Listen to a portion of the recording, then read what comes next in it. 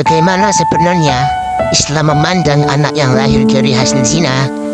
Bagaimana pula hukum dan status serta nasab anak tersebut?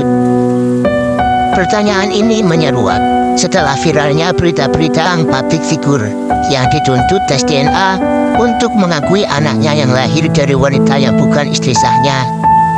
Dalam Islam, apabila seorang wanita berzina kemudian hamil, maka anak yang dilahirkannya adalah anak zina berdasarkan kesepakatan para ulama. Anak tersebut dinasabkan kepada ibunya dan tidak dinasabkan kepada laki-laki yang menzinai ibunya atau bapak biologisnya. Kenapa demikian? Hal ini berdasarkan hadis Nabi Muhammad SAW yang berbunyi al-waladu lil firashi wal akhiri al-hajaru, yang artinya anak dinasabkan kepada pemilik ranjang, sedangkan laki-laki yang menzinai hanya akan mendapatkan kerugian. Hadis riwayat Bukhari dan Muslim. Firashi adalah ranjang, dan di sini maksudnya adalah si istri yang pernah digauli suaminya atau budak wanita yang telah digauli tuannya. Keduanya dinamakan firashi karena si suami atau si tuan menggaulinya atau tidur bersamanya. Sedangkan makna hadis tersebut yakni anak itu dinasabkan kepada pemilik firashi. Namun karena si pezina itu bukan suami, maka anaknya tidak dinasabkan kepadanya dan dia hanya mendapatkan kekecewaan dan penyesalan saja. Inilah pendapat mayoritas ulama bahwa anak dari hasil zina tidak dinasabkan kepada bapaknya, alias dia adalah anak tanpa bapak. Namun anak tersebut dinasabkan kepada ibu dan keluarga ibunya. Jika wanita yang hamil tadi dinikahi oleh laki-laki yang menzinainya, maka anaknya tetap dinasabkan pada ibunya.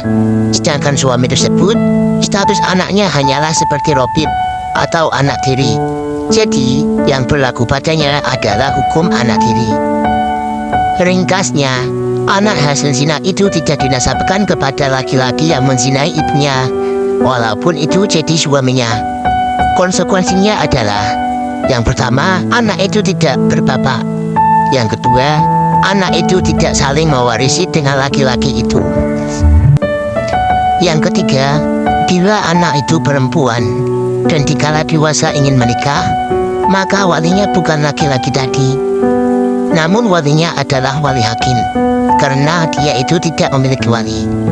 Karena itu, hindari zina dan jangan pernah melakukan perbuatan ini.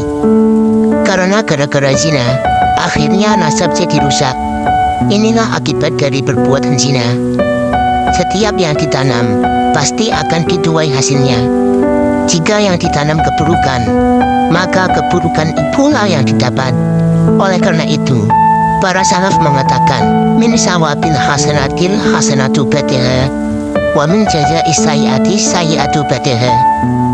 Yang artinya, di antara balasan kebaikan adalah kebaikan selanjutnya, dan di antara balasan kejelekan adalah kejelekan selanjutnya.